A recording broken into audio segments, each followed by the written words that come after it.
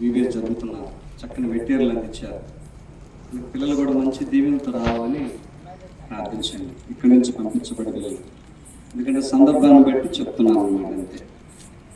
మరి అందరూ కూడా మీటింగ్ కొరకు కొని ఇక్కడ ఒక బాధ్యతగా పెట్టుకుని రావడం మంచి ఆలోచన. ఇప్పుడు మనం చదివిన లేఖన భాగాలను బట్టి చూసినట్లయితే మరి రోహిత్ 17 సంవత్సరాల నుండి 18వ సంవత్సరంలో ప్రవేశపెట్టబడ్డాడు. ఇందాక వాక్యం చదివేటప్పుడు గబగబా చదివాడు. ఆ వచనాలు ఏముంది? 2 చోట్ల ఏముంది? 2 వాక్యాలు. సంతోషం, సంతోషం, సంతోషం, సంతోషం. మరి కుమారుడు పుడితే సంతోషమే కదా, మరి సంతోషించేవాడితో సంతోషించాలిగా. రోహిత్ గురించి సంతోషించాలా, బాధపడాలా? ఏం చేయాలా? స్థానిక సేవకులు తెలుసు, ఇంటి వాళ్ళకి తెలుసు, ఎక్కువ నమ్ముకుంటున్నారు. మిగతా వాళ్ళు చెప్పలేరు సంఘస్థులు, ఎందుకంటే సేవకులు చెప్తారు, ఎందుకంటే ఇక వాళ్ళ బాధ్యతదే. ఇంటి వాళ్ళు కూడా చెప్పలేక ఉదయ విలాపం అవుతాడు, చెప్పలేక, ఎందుకంటే ఆ పిల్లల గురించి బాధలు వాళ్ళకి. ఎట్కేళ్ళకు దేవుడు ఇంకా ఉన్నాడు. రైతు ఇక్కడ లేడా? ఇప్పుడు కూడా ఉన్నాడా? వచ్చాడా? సరే. కనుక చాలా బాధ, తల్లిదండ్రులకు బాధ ఉన్నారు. కానీ దేవుడు బిడ్డను వాళ్ళకి ఇచ్చాడు సంతోషంగా. మరి దేవుల్లో ఉండే సంతోషానికి దేవునికి వెలపడిన సంతోషానికి తేడా ఉంటుంది. మనం నవ్వుతాం, ప్రభువుని నమ్ముకున్న వాళ్ళు నవ్వుతారు. మనం నవ్విస్తూ నవ్వుతాం, వాళ్ళు కూడా నవ్విస్తూ నవ్వుతారు. పుట్టినప్పుడు నవ్వి ఉంటాడు రాజరత్నం, బాగా నవ్వి ఉంటాడు. రోహిత్ పుట్టాడు, రాజరత్నం నవ్వేవా? కొడుకు పుట్టినప్పుడు నవ్వి ఉంటాడు కదా. ఎవరు నవ్వుకుని ఉంటారు? అందరూ నవ్వుకున్నావు. అదే పని నవ్వేవా ఇప్పుడు దాకా? మరి కొడుకు గురించి అంటే సంతోషించావా? ఎవరి పిల్లల గురించి అన్ని సందర్భాల్లో మనం సంతోషించలేము, ఎందుకంటే మనుషులందరూ ప్రోత పిల్లలు. కానీ శాశ్వత కాలం సంతోషం అది ప్రభు ద్వారా సాధ్యం. ఈ లోకంలో ఎన్నో సంతోషాలు ఉంటాయి, మన కళ్ళతో మనం చూసాం. ప్రభుని ముందు రక్షణ పొందక ముందు కూడా మనం కూడా సంతోషించాం, మనం కూడా నవ్వాం, ఆనందపడ్డాం. తృప్తిలేని జీవితాలు అవి. కానీ రోహిత్ 18వ సంవత్సరం అడుగు పెట్టినందుకు 100% సంతోషిస్తున్నాను, చాలా సంతోషం. కానీ బిడ్డ మార్పు చెందితే సంతోషం. కనుక లోకంలో ఉన్న సంతోషాలు వేరు, దేవుళ్ళలో ఉన్న సంతోషం వేరు. దేవుళ్ళలో సంతోషం, లోకంలో సంతోషాలు అంటే రకరకాల విధానాలు. మీకు రాత్రి వేళ రోహిత్ అయినా మనమైనా ప్రతి ఒక్కరూ సంతోషం ఉండాలని మానవుడిని సృష్టించింది. సంతోషం ఉండాలి. పౌలు అంటాడు కదా, ఆనందించుడి అంటాడు, మరలా చెప్తున్నాను ఏం చేయమంటాడు? ఆనందించమంటాడు. ఇక్కడ పరిస్థితి ప్రతికూలతలో మాట్లాడాడు. వాళ్ళు ప్రతికూలంగా సంఘస్థులు, వాళ్ళకి ప్రతికూల పరిస్థితులు ఉన్నాయి అక్కడ. అలా అనగలిగినాడు, వాళ్ళు అనిపించుకున్నారు. ఆనందంగా ఉండాలి, సంతోషంగా ఉండాలి. లోకంలో ఉన్నంత సంతోషంలో ఉంటూనే సడన్గా సంతోషం మాయమైపోయినట్టు ఉంటారు. అంటే మీకు అర్థం అవటానికి వర్షం లేని మబ్బులా ఉంటుంది సంతోషం లోకంలో. వర్షం లేని మబ్బు ఎట్లా ఉంటుంది అట్లా ఉంటుంది. కానీ అలా ఉండాలని దేవుడు మనల్ని కలగచేయడు. ఎల్ల వేళలా ఎప్పుడు మనం సంతోషంగా ఉండాలని దేవుడు కోరుకున్నాడు. ఒక స్థలానికి బస్సుకారు వెళితే అక్కడ వాళ్ళు విచారంగా ఉన్నారంటే, ఎవరిని చూసినా విచారంగా ఉన్నారు. బక్సింగ్ గారు ఒక్కరే సంతోషంగా ఉన్నారు. వారికి ప్రత్యేకంగా, వారికి భిన్నంగా, ఏంటి వీళ్ళు అందరూ ఎట్లా ఉన్నారు ఇక్కడ అన్నట్లుగా. కానీ దేవుడిచ్చే సంతోషం అది తెలియకపోవటువంటిది. లోకంలో ఏదేదో చేస్తే సంతోషమని జనం చాలా అనుకుంటారు. దానికి పర్మనెంట్ సంతోషం అని పేరు పెట్టలేము. 95లో చూసాము మనం, ఫస్ట్ వచనంలో, కీర్తనల గ్రంథంలో 95లో, రండి యెహోవాను గూర్చి ఉత్సాహధ్వని చేయుదుము, రక్షణ దుర్గమును బట్టి సంతోషగాను చేయుదుము.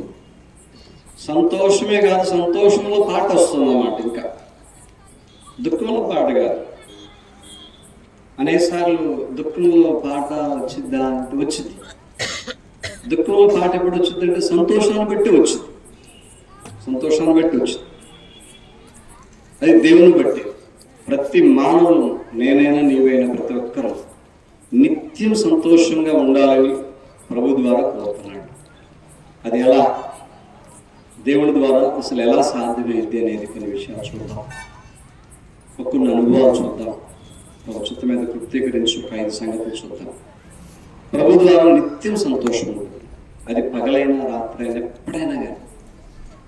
ఇక్కడ బైబిల్లో ఉన్న విషయాన్ని కూడా చూస్తే ఆ విషయాలు నాకు కావాలి అనే అనుభవంతో మనము, అంటే అనుకూల మనస్తత్వంతో మనం ఆ వినే ముందే మనకు అలా నాకు కావాల్సిన అనుకోవాలి. ఎందుకంటే లోకము దాని ఆశయమైపోతుంది, గతించిపోతుంది. గతించిపోయే సంతోషం గురించి ఆలోచిస్తే చాలా విచారం వచ్చింది మనకు. నిజం నమ్మండి. గతించిపోయే దాంట్లో సంతోషమా? కొంచెం ఆలోచిస్తే దిగులు వచ్చి దిగుడు, నిద్ర పట్టదు. ఎందుకన్నారంటే ఆ మాట, హాస్పిటల్లో ఒక వ్యక్తిని తీసుకెళ్తే, ఒక యవనస్తుడిని చెకప్ చేసిన తర్వాత, ఇప్పటివరకు బాగున్నాడు, చెకప్ కోసం వచ్చాం చూద్దామని అన్నప్పుడు వెళ్తే లోపల టోటల్గా పాడైపోయింది బాడీ అన్నప్పుడు ఎట్లా ఉంటుంది? చాలా బాధ ఉంటుంది అన్నమాట. అర్థమవుతుందా? చాలా, ఒక మంత్ అంతే, తర్వాత ఎక్స్పైర్ అయిపోతాడు అనగానే ఇంకా బాధ వచ్చింది. ఇంకా అదే దిగులు వస్తుంది చూసేవాళ్ళకి, బంధువులకు, వాళ్ళకి, వెలుగురు వాళ్ళకు. అంటే బాధ అనేది లోకంలో బాధగానే ఉంటుంది. సంతోషం, పర్మనెంట్ సంతోషం ఉండదు, ఉండదు. కానీ దేవుడు ఇవ్వగలడు. ఎప్పుడు సంతోషంగా దేవుడు ప్రతి మానవుని ఉంచగలడు. ఎట్లా సాధ్యమైంది? మాకున్న పరిస్థితులు మా వల్ల కాదు అంటే, నీ వల్ల నా వల్ల అయిద్దని ప్రభు ఎప్పుడు చెప్పలేదు. దేవుడే అన్నాడు, యేసుప్రభువు వారు, ఇది మనుషులకు అసాధ్యం అన్నాడు. ఎప్పటికి మన వల్ల ఎప్పటికీ ఏ రోజు సంతోషం మనల్ని బట్టి కలగదు. కానీ బైబిల్లో విషయాలు చూస్తే అవునా అన్నట్లుగా ఉంటుంది. అది ఎప్పటికీ అలాంటి సంతోషం కలిగి ఉన్నవాడు ధనులే. రాత్రి వాడు వింటే మంచిది ప్రతి ఒక్కరూ. ఎందుకంటే భార్య, భర్త, పిల్లలతోటి, రకరకాల పనుల వ్యాపకాలతోటి, భర్తకు చెప్పి, భార్యకు చెప్పి, చెప్పక ఉన్నటువంటి హృదయాంతరంగాలో ఉన్నటువంటి ఎంతో లోతైన సమస్యలు ఉంటుంటాయి. భర్త అన్ని చెప్పుడు వారికి, కొన్ని సందర్భాలలో చెప్తాడు, అన్ని కూడా చెప్తాడని గ్యారెంటీ లేదు. భార్య బడబడ చెప్పినా కానీ అట్లా రకరకాల సమస్యలు ఉంటాయి. కానీ ఇప్పుడు చెప్పుకునే విషయాలను బట్టి మనం సంతోషంగా ఉండొచ్చు. ఎవరైనా ఉండొచ్చు. ప్రతి ఒక్కరు దేవుడి ద్వారా సంతోషంగా ఉంటారు, కానీ పోగొట్టుకోవడానికి లేదు ఆస్కారం. చూద్దాం. మొట్టమొదట దేవుడి ద్వారా సంతోషం నిలబెట్టుకునే అనుభవాలు అన్నమాట. దేవుడి ద్వారా సంతోషం పొందుకునే అనుభవాలు, అవి ఎన్నటికి ఏనాటికి పోవు. సంతోషం నేను చెప్తా, ధనాన్ని బట్టి అయితే కాదు. చూద్దాం. ఏ పెట్టుబడిని పెట్టి కాదు, ఇహలోక సంబంధమైనవి. ఎట్లాగండి ఈ రాత్రి వేళ నేను సంతోషంగా ఉండాలి దేవుని బట్టి అంటే ఎలాంటి ప్రశ్న వేసుకోవాలి? ప్రశ్న సమాధానాలు 5 విషయాలు వినాల్సిందే మన క్షేమం కోరి. చూడండి, మొట్టమొదట కీర్తనలు 35:9 వచనం. కీర్తన 35వ అధ్యాయంలో 9వ వచనం చదవండి. అందరూ చదువుకుందాం. చదవండి. అప్పుడు యెహోవా యందు నేను హర్షించుదును, ఆయన రక్షణను బట్టి నేను సంతోషించుదును. గుర్తుపెట్టుకో, రక్షణ ఏనాడు ప్రభు తీసివేయబడింది అంటే దేవుడుగా తీసివేసింది. అది సాతానుగా రక్షణ తీసివేసేది. గుర్తుపెట్టుకో, దేవుడు రక్షిస్తే దేవుడు రక్షణ వెనక తీసుకోడు. సాతాను రక్షించిన వ్యక్తిని రక్షణ తీసివేయడానికి హక్కు లేదు. రక్షణ పోయింది అంటే దాని అర్థము మానవుడు మరలా చెడిపోయాడని అర్థం. చెడిపోయాడని అర్థం అంటే పోయినట్టు ఉంచుదాం. రక్షణ వచ్చింది అంటే ఎక్కడి నుంచి వచ్చినట్టు ఇప్పుడు చెప్పండి. చెడిపోయిన దాంట్లో నుంచి బయటకు వచ్చాడు. దీన్ని ఎక్లీషియా అంటారు అన్నమాట. గ్రీకు భాషగా ఎక్లీషియా అంటే లాగబడినవాడు, తీయబడినవాడు. ఇది చాలా అద్భుతమైన విషయం. రక్షణ అనే దానికి అర్థం వేరే కాదు. నువ్వు కాపాడబడుతున్నావు అంతే. కాపుదలకు వచ్చావు, దేవుని యొక్క రెక్కల క్రిందకు వచ్చావు అంతే. కనుక రక్షణను బట్టి సంతోషం అంటే దేని చూసి బేజారు వేసుకున్నా అది కుదరదు. ఒక వస్తువా, ఒక మనిషి, ఒక పరిస్థితి, ఒక కాలమా, ఒక అనుభవమా, దాన్ని పట్టుకుంటే నీ సంతోషం ఎల్లవేళ ఉండదు. చెట్టుకున్నట్లు వచ్చేది సంతోషం అనుభవం వెళ్ళిపోతుంది ఇవి. కానీ రక్షణను బట్టి కలిగే సంతోషం ఇది పోదు, అస్సలు పోదు. నేను చెప్పాను, చెడిపోయాడంటే పోయినట్టు ఆనందం పోయింది, తర్వాత రక్షణ కూడా పోయే అవకాశాలు ఉంటాయి. అది వేరు. అది దావీదు అంటాడు, దాని సంగతి మనం చూస్తలేదు. రక్షణ ఆనందం పోయింది అంటాడు, అది వేరు. దేవుడు రక్షణ దూరం చేయడు. దేవుడు కూడా సాతాను కూడా రక్షణ ధైర్యం చేయుడు. రక్షించింది దేవుడు కనుక దేవుడు చేసే కార్యానికి సాహసించి సాతాను ఎప్పుడు పని పెట్టుకోడు, ధైర్యం లేదు. రక్షణ విలువైనది అంటున్నా నేను. అంటే ప్రత్యేకత అనేది, ప్రత్యేకంగా బ్రతకటం, ఒక వాల్యుబుల్ పర్సన్ లైఫ్ అన్నమాట. అది ఒక విలువైన వ్యక్తి, ప్రత్యేకంగా బ్రతుకుతున్న వ్యక్తి. అంటే సమాజంలో చెప్పలేను కానీ నేను సంఘంలో ఆ వ్యక్తి విలువైన వాడు.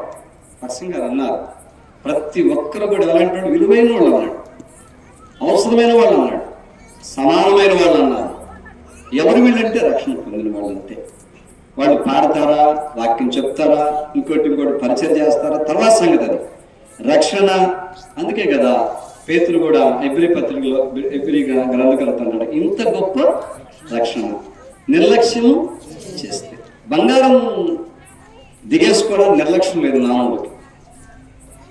అవసరమైతే పంటలు పండి గొలుసు మీద గొలుసైనా వచ్చేది, కానీ దాని విలువ అర్థమై ఇంతకు ఏ విలువదంటే మనం చాలాసార్లు వింటాం, ఆరాధన తెగజేస్తామని. వెండి బంగారముల వంటి క్షయ వస్తువుల చేత అది క్షయం అంటాం. పెదాలతో క్షయ వస్తువు అంటాం. విమోచించబడలేదు. దేంతో విమోచించబడ్డాం? అమూల్యమైన విలువైన క్రీస్తు వారి ప్రశస్తమైన పుణ్య రక్తం అని ఆకాశానికి ఎంత ఆరాధన చేసేవారు, ఆకాశానికి దగ్గరగా, అంటే ప్రభు దగ్గర ఉన్నట్టు మాట్లాడారు. మంచి పదాలే, మంచిదే. కానీ గొలుసు మీద గొలుసు తెలుసా, ఇది బరువు మామూలుగా ఎలాగదన్నమాట ఒంటికి ఇంటికి. ఎందుకు అలా జరుగుతుందంటే చాలా ప్రమాదం ఉన్నట్టు వాడు అక్కడ రాయబడిన వాడు.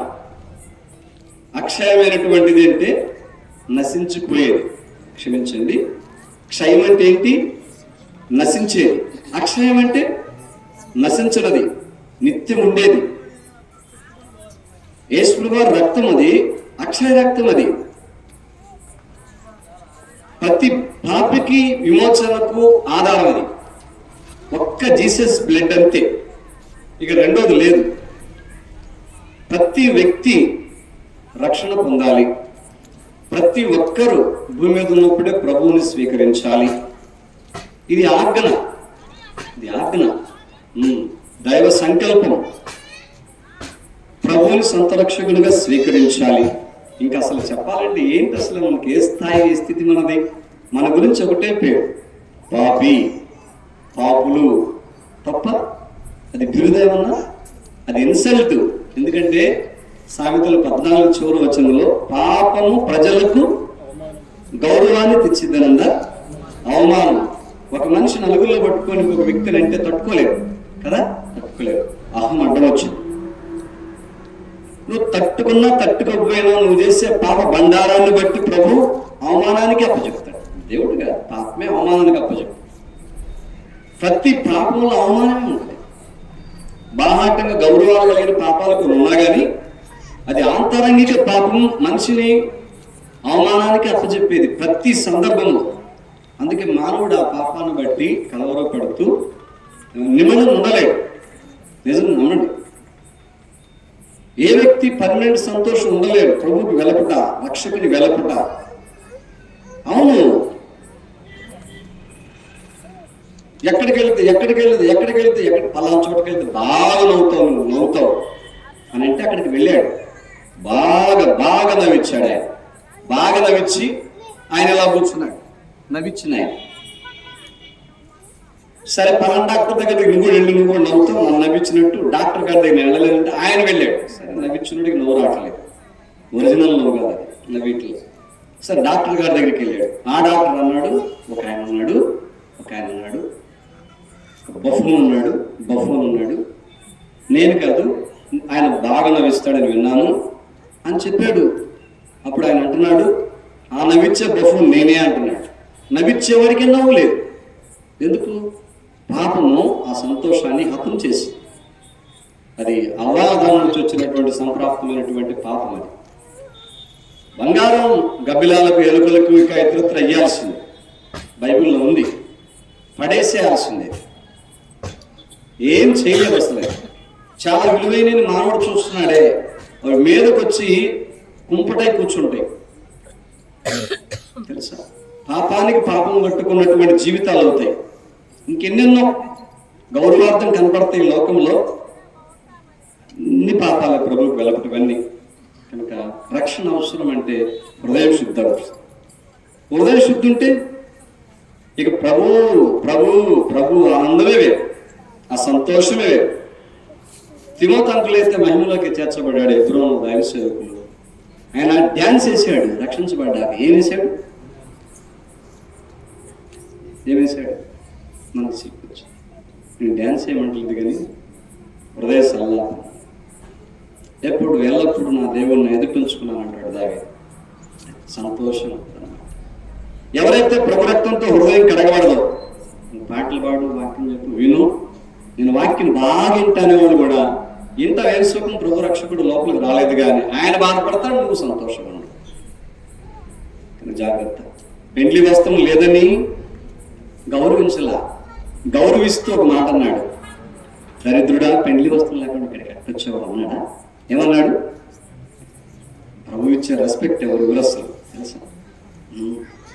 స్నేహితుడా, చాలా బాధ అన్నాడు. అక్కడ పెళ్లి వస్తున్నాడు, ఎట్లా వచ్చాడు ఇక్కడ? నేను వెలబడి ప్రొసీజర్ నేనే చెప్పాలి, అది నాకు ఆజ్ఞనది, నేను చేయాల్సింది. అది స్నేహితుడు ఎందుకు ఇట్లా వచ్చావు? బాధపడ్డాడు. దేవుడు గౌరవించాడు, మౌనైపోయాడు, మాట్లాడాడు. అదే తీసుకుంటే పెళ్లి వస్తున్నాం, ఆ త్రోసివేయటం ఉండేదా, అవమానం ఉండేదా, నష్టం ఉండేదా, ఆత్మ పరితాపం ఉండేదా? ఒక్కటే, హృదయం శుద్ధి లేనిది ఆనందం ఉండదు. అంటే రక్షణ లేనిది ఆనందం ఉండనే ఉండదు. హృదయం శుద్ధి చేసుకో, శుద్ధి పొందుతూ ఉండు, ఆనందపడుతూ ఉండు, నూతన పడుతూ ఉండు. దినదినం ప్రభువు సమీపంగా ఉంటావు. శుద్ధీకరణ లేకపోతే నువ్వు తృప్తిగా ఉండు, సంతోషం. ఇక ఎక్కడ ముందు నాకు సంతోషం అంటే వట్టి మాయ, దగాకోరు మాట, అది పచ్చి అబద్ధం. ప్రభువుకి వెలుపడ సంతోషం లేదు. లోకాశలు ఉన్నాయి కదా, నేత్రాశ, శరీరాశ, ఇవే మనిషిని నల్ల గుల్లాలు పెడుతున్నాయి, భర్తను ఏడిపిస్తున్నాయి, భార్య ఏడిపిస్తున్నాయి. పట్టుకుంటారు భార్య భర్తలుగా, దుమ్ము ఉంటాయి కుటుంబాలు. పిల్లలు చూస్తే తల్లిదండ్రులు ఏడిపిస్తారు. నిజం నమ్మండి. వాళ్ళ డ్రెస్సులు చూస్తుంటే నేను చెప్తుంటా కదా, ఏం లేదు, లోపల వేసుకున్న బట్టలు బయట వేసుకున్నట్టు ఉంది అన్నమాట. ఏంది అసలు అది? ఎంత బాధో తెలుసా దేవుడికి. వస్త్రాల గురించి బైబిల్లో ఉందన్నమాట. రాజులో యాజక సమూహం, యాజక వస్త్రాలు అంటే తెలుసా అసలు ఎంత నీట్గా ఉంటాయి అనుకుంటున్నారు? ఇక్కడ ఈ నెమిలిపూర్లో చెప్పా క్రీస్ దాస్ అన్న కూతురు గమనించాను. నెక్స్ట్ ఇక బట్టలు మార్చేసి నాకు తెలిసి నా గమనం ఒంటి నిండా బట్ట కలిగిన బట్టలు వేసుకున్నాను. మంచిగా దీవించబడతారు. ఎందుకంటే మాట వింత ఏం చెప్పు జీవని శ్రేష్టం అంటున్నా మంచి అందరూ కనుక ఇప్పుడు హృదయంలో ప్రభు లేకపోతే ఇక్కడ కూర్చున్న వాళ్ళైనా మీకు ద్వారా వినేవాళ్ళని ఎక్కడ వాళ్ళైనా కానీ హృదయంలో ప్రభు లేకపోతే నీకు ఆత్మీయ ఆనందం పరలోకపు సంతోషం ఉండదు. ప్రభువే లేకపోతే సంతోషం ఎందుకు ఉండదంటే పాపం ఉంది కనుక.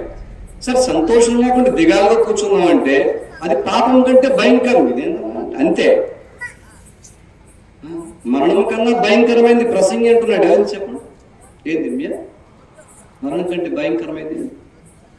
ఊళ్ళు వంటిదే, బాబు వంటిదే, చేతులు కలిగింది, పిసికి పడేసిద్ది అనమాట. స్త్రీ గురించుకోవచ్చు.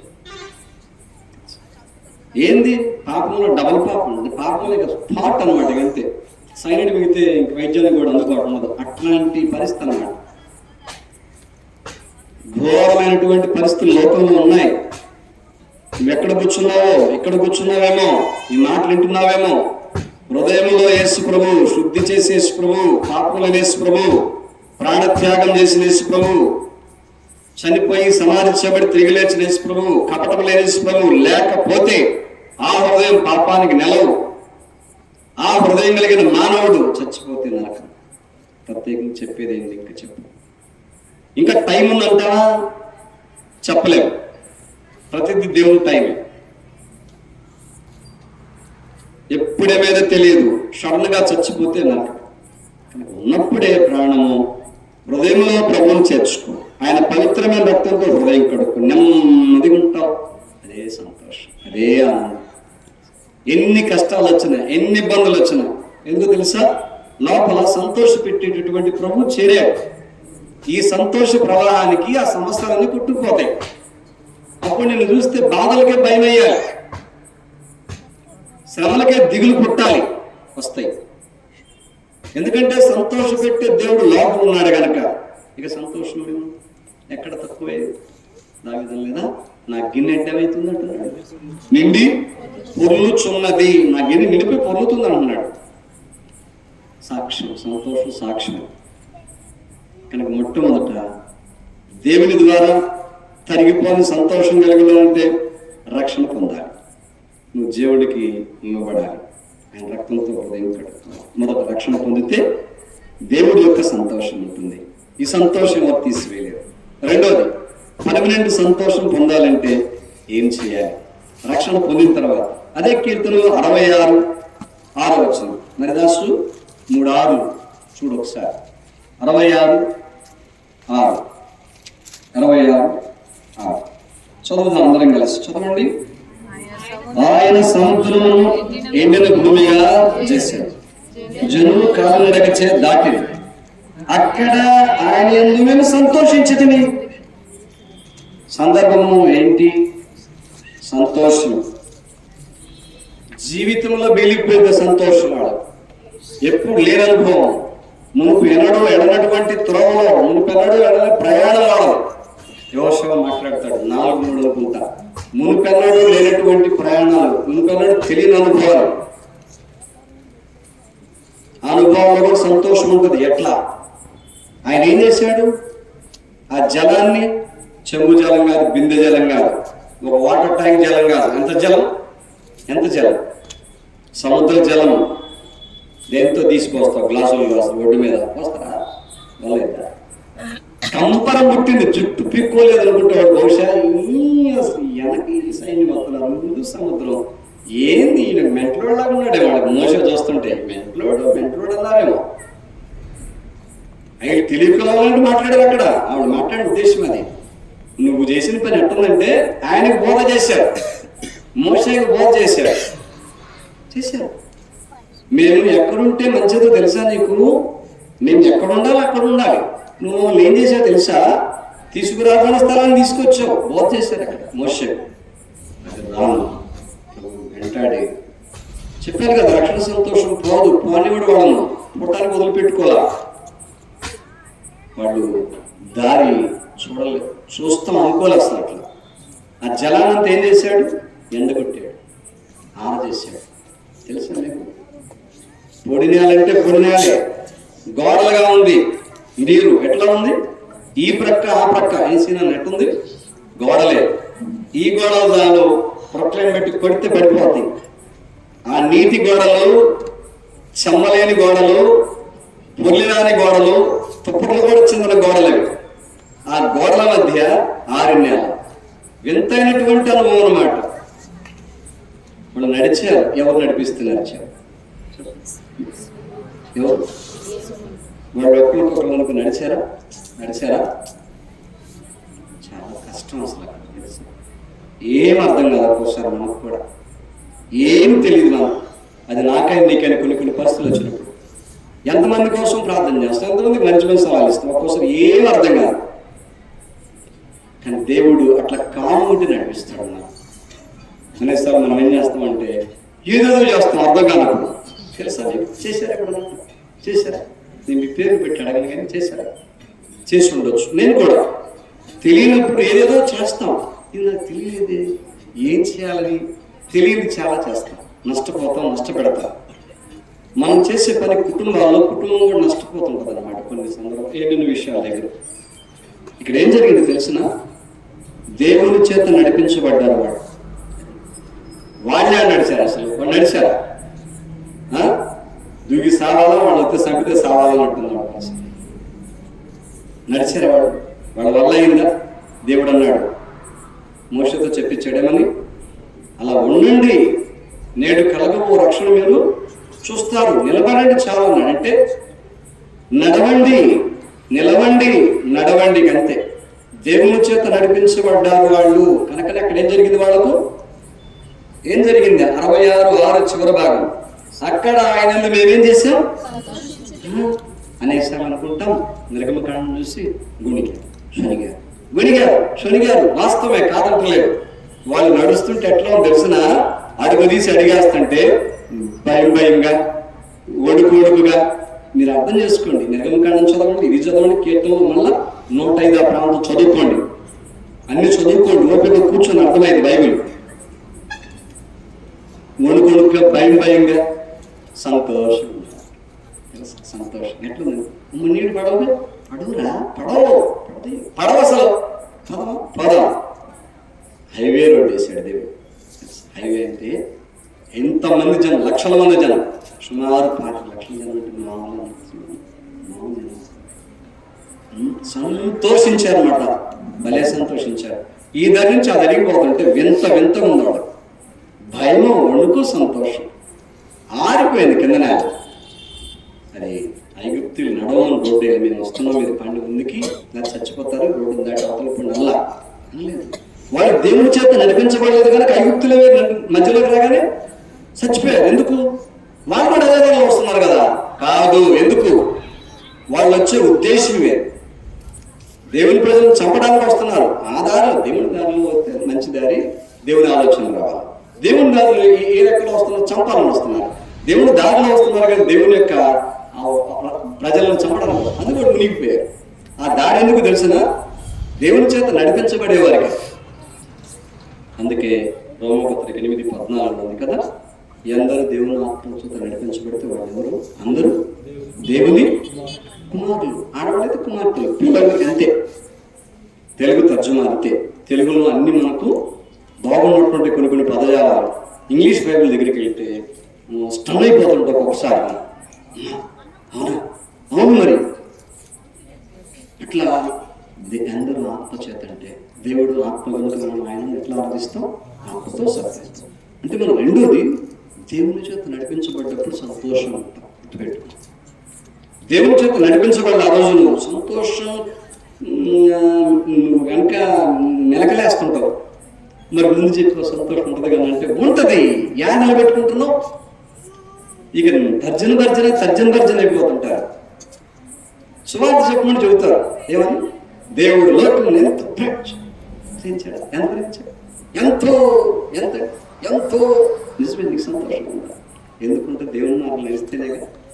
ఎంతమంది ఆయన ఆత్మ చేత నడిపించబడకుండా నేను నడుస్తున్నా అని అనకుండా దేవుని ద్వారా నడిపించబడుతున్నాను లెక్క గట్టి డొక్కరించుతాడు అన్నమాట దేవుడు.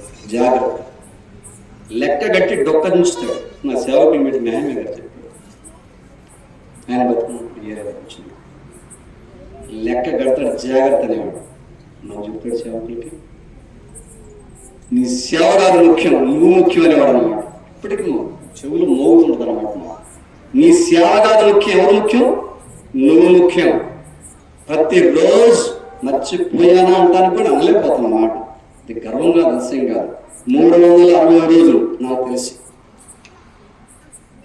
నిర్గమ 32:8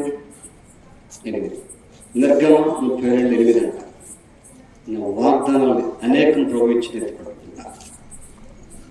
నిర్గమ 32:8 అంటే నీ మీద దృష్టి ఇచ్చి నీకు ఆలోచన ప్రతి నిత్యం ప్రార్థన చేసుకుంటుంది. చేతగానే నడవటం, నాకు మాట్లాడడం చేత కాదు, నడవడం చేత కాదు, చూస్తాం చేత కాదు, అంతకన్నా వినటం చేత కాదు, ఇతరులతో ఎలా ఉండాలో నాకు చేతగా నేను ఏం చేయాలి? మరి నేను ఆయన చేత నడిపించబడాలా లేదా? ఎప్పటి వరకు? రాకడ పర్యంతం వరకు, నా పోకడ పర్యంతం వరకు కూడా. ఒక స్టూడెంట్ కానీ, ఒక యవనస్తుడు, ఉద్యోగస్తుడైనా కానీ, మధ్య వయసు వాళ్ళు కానీ, వాళ్ళ జీవిత అనుభవాలు పెంచుకున్న వాళ్ళు కానీ, నిన్నటి అనుభవమే, వాళ్ళ అనుభవమే.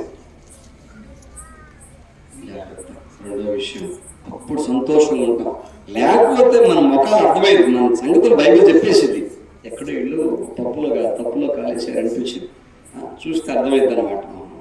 అంతగా మామూలమైన ముఖాలు ఉన్నారంటే వీళ్ళు మొత్తానికి వేసారు, అవసరం లేదు అని అర్థమైపోయింది. ఏదో తప్పుడోడు వేసేసారు. ఒకసారి వాక్యం ఇట్లా తినవుతున్న ప్రతిపాడు విశ్వాసం ఉన్నాను. నేను అప్పుడు ఇంత ఎట్లుంటుందంటే కొత్తల్లో ఎట్లుంటుందంటే ప్రతిదీ తప్పుగా ఉంటుంది. మనం చేసేది కూడా అర్థం కాదు. అప్పటికి ప్రతిదీ తప్పుగా ఉంటుంది, తెలియదు. అదొక అమాయకం. అయినా ప్రభు మనం వింది వదిలిపెట్టాడు. మన బిడ్డ ఆయన బిడ్డలు మనం అప్పుడు నేను ఏం చేశానంటే ఒకరోజు బాగా తీసుకోవాలి. అప్పుడు అన్నాడు, చూశాడు, సేవకులు గమనిస్తున్నాడు. చూసి నన్ను అడిగాడు తర్వాత, ఏంటి దాన్ని తీసుకో అన్న, తీసుకోలేదు అన్నాడు. సరే ఏదో మింగేమనుకున్నాలే అన్నాడు. ఏమన్నాడు? ఏదో మింగేమనుకున్నావా అంటే, మింగడం అంటే ఆయన భాషలో ఏదో తప్పు చేశాను. ఏం తప్పు అంటే ఏదో మొత్తాన్ని మింగేవు. వైద్యం చేస్తుంటా నేను, ఇంకేం అనుమానాలు వచ్చినాయి ఆయనకి మొత్తానికి. మరి మీకే అనుమానం వస్తాను, మీరు అంత భయపడే అనుమానాలు ఏమి ఉండవులే. భయంకరమైన అనుమానం పెట్టుకున్నామండి. వైద్యం చేస్తాను అర్థం చేసుకోండి. అది మరి ఏం మింగేమనుకున్నాను మళ్ళీ ఆయన అడగడం అడుగుతున్నాడు. ఏం మింగేమనుకున్నాను మళ్ళీ తీసుకోలేదు అంటున్నాడు. మళ్ళీ చిత్రంగా అడిగాడు. అది బాగా గుర్తనమాట. అంటే ఏంటి? ఎక్కడో మనం తప్పుడు అడిగేసామా అర్థమైపోతుంది. ఎక్కడో మన మాటలో, పనులో, ప్రవర్తనలో. ఇప్పుడు నేను నా సేవ చేస్తాను. నేను కనుక ఒక్క అడుగు లాంగ్ స్టెప్ వేసానంటే నా ఎఫెక్ట్ నా నష్టం, ఆత్మీయ పతనం నాకు మొదలైంది. నా కుటుంబానికి అయింది, తర్వాత ఎవరికి అయింది? సంఘానికి కూడా అయింది, తప్పకుండా అయింది. బైబిల్ చదువు, బైబిల్ స్టడీ కాదు. నేను మొదలు పెడితే వదిలిపెడుతున్నాను కూడా దగ్గర నేను ఈ 70-80 కిలోమీటర్లు పోవాలి. అక్కడ నుంచి వచ్చా. అన్నగారు కూడా పోవాలి కూడా అన్నాడు. నష్టం తీసుకొస్తాం దేవుని చేత నడిపించబడకపోతే. మీరు ఉదాహరించి అనుకోండి, ఒక్కసారి వాళ్ళు ముందుకు ఎడలేదు, రోడ్డు వేసిన ఎడలేదు, వెనక్కి తిరిగారు. ఏమయ్యేవాడు? చచ్చిపోయి కూర్చునేవాడు, చచ్చిపోయి శవాలు పడేది. వారి పట్ల దేవుని సంకల్పం. ఎంతమంది మేము నడిపించబడుతున్నాం. దేవుడు ఎక్కడంటే ఏం చెప్పాలి? చాలా జాగ్రత్తగా ప్రభావం ఆత్మచేత నడిపించయ్యా, ప్రభావం చేత నడిపించయ్యా. నువ్వు ఒక ఊత పదం కాదు, అది భయంతో చెప్పాలి. అప్పుడు చేస్తామా కాని పనులు, మాట్లాడతామా కాని మాటలు. ఎంత కంట్రోల్లో ఉంటామంటే అంత కంట్రోల్లో ఉంటాం. ఒకటే, ఎప్పుడైతే ప్రభు రక్తంతో హృదయం కట్టుకొని రక్షణ పొందుతావో, రెండోది సంతోషం అట్లా కంటిన్యూ ఉండాలంటే నీలో. ఒక్కటే, నువ్వు ఎందుకంటే దేవుని బిడ్డవయ్యావు కదా, నీ ఇష్టమా, నువ్వు సొత్తా, నేను నా సొత్తా? విలువ పెట్టి కొనుక్కున్నాడు కదా, మీరు మీ సొత్తు కాదన్నాడు కదా. అలాంటప్పుడు దేవుని సొత్తు కదా. ఎక్కడ దాకా ఎందుకు పని ఏం చెప్పకుండా, భార్య భర్తతో ఏం మాట్లాడకుండా పొద్దున వెళ్ళిపోయి సాయంత్రానికి వచ్చింది, ఎట్లుంటుంది ఇంట్లో? ఏమంటాడు? పొద్దున పోయి సాయంత్రానికి వచ్చింది భార్య, ఎట్లుంటుంది? ఎంత బాధేసింది భర్తకు. కట్టుకొని చచ్చిపోయిందా, భర్తతో కాపురం చేసింది, అంతే. మరి ఈయన సృష్టికర్త, పరమ తండ్రి, ఎల్లవేళ ఉంటాడే, మరి ఆయన అధికారం ఉంటుంది, మనం ఉండొద్దా? కొన్ని చెప్తాం, కొన్ని అట్ట కాదు. అసలు సమస్త ప్రవర్తన పైన ఎట్లుండాలి? మనకు ఆయన అధికారిగా ఉండాలి. ప్రతి విషయం దగ్గర కొంతమంది వస్తారు, ఎప్పుడు కూడా కొన్ని చెప్తారు, కొన్ని చెప్పరు. ఇంత తెలుసు, కానీ ఏం చేస్తామంటే గుడ్డోడిని కదా నేను, చెవిటోడిని కదా, అట్లా వెళ్ళిపోతా ఉంటా. ఎందుకు? తీసుకెళ్ళి ప్రార్థన పెడితే మళ్ళీ ఎక్కడెక్కడన్నీ మాట్లాడటానికి అవసరం లేదు, ఏం మాట్లాడవసరం. ప్రార్థన చేస్తే చూడు, కొన్ని చెప్తారు, కొన్ని చెప్పరు. కొన్ని చెప్పరు కాని విషయాలు, వాళ్ళు తెలుసు ఆ విషయం, చెప్పరు. సంఘాలలో ఉంటుంది, నష్టపోతారు. ప్రతిదీ చెప్పు, ప్రార్థన చేయండి అని చెప్పు. నీకు తెలియట్లా, ప్రార్థన చేయండి చెప్పు. అందరూ ప్రార్థన వల్ల కూడా నీకేమైతే తెలుసా, నీకు ఆత్మ వివేచన వచ్చింది, నడిపింపు వచ్చింది. కొన్ని అవసరం తెలియకపోతాయి. అంటే దీన్ని ఏమన్నా దేవుని ఆత్మ చేతించబడము అట్ని తెలియదు, ఇంకప్పుడు తెలిసిపోయింది, తెలిసింది నీకు. దేవుని ఆత్మచేత నడిపించబడే పౌరులు దేవుడు అడుగుతాడు. ఫస్ట్ పరిచర్య, మిషనరీ పరిచర్య స్టార్ట్ చేయబడింది. ఫస్ట్ మిషనరీగా అయినా దమస్కు వెళ్ళాడు. ఫస్ట్ దమస్కు బయలుదేరుతున్నాక ముందడికి వెళ్ళిపో, మధ్యలో ఆగాడు. నువ్వు పోయే ప్రయాణం పోవాలి, నువ్వు పోయే ఉద్దేశం వేరు. పాపంలో ఉన్న వ్యక్తిని పాపం నుంచి తీసి పక్కన పెట్టి పాపాలను పడగొట్టి నువ్వు అదే ఊరు పోవు, అక్కడికే పోవు. కానీ అక్కడ పోయాక ఏం చేయాలో చెప్తావు, ఇప్పుడు చెప్పనంటాడు. నువ్వు మొత్తం ఇక్కడే చెప్పు అన్నాడా? ఆత్మచేత నడిపించబడ్డాడు. స్టార్టింగ్ మొట్టమొదటి పరిచర్యకి ఏం చేయమంటావు అన్నాడు. అపోస్తలుల కార్యం 22:10 ఉంటుంది అన్నమాట. ఆ మాట ఏం చేయమంటావు అంటే, దమస్కుకు వెళ్ళు, అక్కడ ఏం చేయబడుతూ నేను అక్కడ చెప్పబడుద్ది అంటాడు. ఇప్పుడు చెప్పరాదా అంట మనం కాదు, ఆత్మచేత నడిపించబడ్డాడు. అక్కడ పోయాక ఏం చేయాలో చెప్పండి, రెండో విషయం. అప్పుడు మనం సంతోషం ఉంటాం. మూడో చూద్దాం, మనం సంతోషం ఉండాలని దేవుడు తప్ప మనం బాధలు ఉండాలని దేవుడు కాదు. ఎప్పుడు మనం సంతోషంగా ఉండగలం? రక్షణ ద్వారా, మనం దేవుని ఆత్మచేత నడిపించబడ్డ ద్వారా. దేవుని ఆత్మచేత నడిపించబట్ల 100 మంది పిలిచారు, వద్దు అసలు వద్దు. నేనేనంతే, 4 పిలిచారు, సేవ వద్దు అంతే. దేవుడు బాధపడితే మనకు బాధ, మనిషి బాధపడితే మనకు బాధ కాదు. రెండోది, దేవుని ఆత్మచేత నడిపించబడితే సంతోషం. దేవుడు సంతోషిస్తాడు, మనం సంతోషిస్తాం. నిద్ర చక్కగా పోవచ్చు, చక్కగా మెలుకోవచ్చు, మనం ఏం కాదు. మూడోది, మనం సంతోషంగా ఎప్పుడు ఉండగలం. చూడండి, మూడో విషయము, కీర్తనలు 122 ఫస్ట్ వచనం. నీకు తెలుసు, బాగా తెలుసు. 122 ఫస్ట్ వచనం చదవండి. యెహోవా మందిరమునకు వెళ్ళుదమని జనులు నాతో అనినప్పుడు నేను సంతోషించి తిని. చాలు, నువ్వు మందిరికి వెళ్ళి కూర్చో, సంతోషమే సంతోషం. నువ్వు బలహీనుడు, అవిధేయుడు పర్రాడు, తర్వాత సంగతి. నువ్వు ఏకేమో ఉన్నారో, నువ్వు ఏగుతున్నావు, తర్వాత సంగతి. ముందు మందిరికి వెళ్తే అంతే. పిల్లవాడు బళ్ళలోకి వెళ్తే కదా చదువు వచ్చేది, ఇంట్లో చదువు వచ్చిందా? రానే రాదు. ఇక చదివారంటే వాళ్ళు ఎక్కడి నుంచో పడాలని నాకు తెలియదు, వాళ్ళ సంగతి నేను చెప్పలేదు, అంత అనుభవం నాకు లేదు. అసలు ఎవరితో పని లేకుండా చదివేశాను. ఏసైతే పని లేకుండా నేను పరలోకం పోతానంటే ఏం చెప్తామో నేను చెప్పలేము. ఇక వాళ్ళు మనం వాదించలేము. అటువంటి కొన్ని విషయం అది కాదు. మూడో విషయం, అసలు అంటే దాని అర్థం ఏంటి? దావీదు రాజు అయ్యండి, జనం పోతున్నారు దారిని, రాజరత్నం ఇంట్లో భార్య భర్తలు ఉన్నారు, అమ్మాయి కూడా ఇంట్లో కూర్చున్నారు. అట్నుంచి పడమోడోళ్ళు, పౌరమన్నోళ్ళు, అటు పాలన్నోళ్ళు, ఇటు ఇమ్మేవాళ్ళు, విక్రకోళ్ళు వస్తున్నారు, లోపల ఉన్నారు. పోతున్నా అదిగో రెహబోతుకి వెళ్తున్నా అన్నారు. కాల అది కాల రావాలా అని ఇంటి దగ్గర ముందు క్షమించాయని 3 సార్లు సంపద. ఒక్కసారి వేసుకున్నారు, ఒక్కసారి వేసుకున్నావా? ఏం తీసుకునేది? ఏంది అవ్వా లేకపోతే చెంపలా? ఏం చెప్పు. పరమాత్మ రీల్ అండి, పరమాత్మ రీల్ తిరుగుతూ ఉంటుంది తెలుసా? ఎందుకన్నానంటే నువ్వు సంతోషం ఉండాలి, అరుణము సంతోషం ఉండాలి, రాజత్వం సంతోషం వాడిద్దరేనా, మనం కొంతవరకైనా ఎప్పుడు సంతోషంగా ఉండాలి. కనుక మందిరం వదిలిపెట్టు. నేహమ్యా ఉంది కదా, 10 చివరిలో ఏముంది? ఏదేముంది? ఏమన్నారు? నా దేవుడు. ఊరుకోరు ప్రభువులు, నా దేవుడు నమ్మకూడదు. అక్కడ రాయబడిన మాట నాన్న.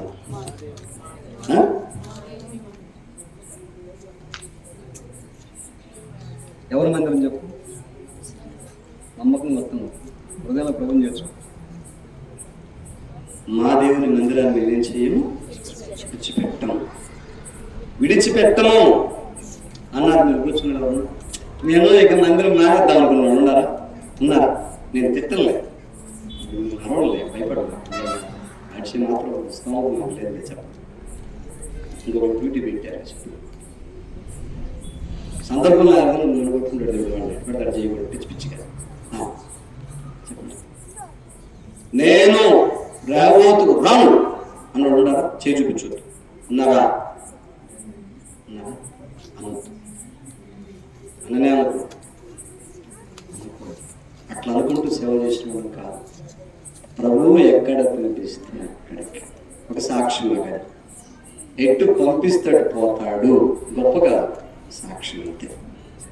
ఎటు పంపిస్తే పంపబడినాడు. పోయేవాడు కాదు, పరుగు తీసి వచ్చేవాడు కాదు, పరుగు తీసి పోయేవాడు కాదు. చెత్త బాబు అదంతా.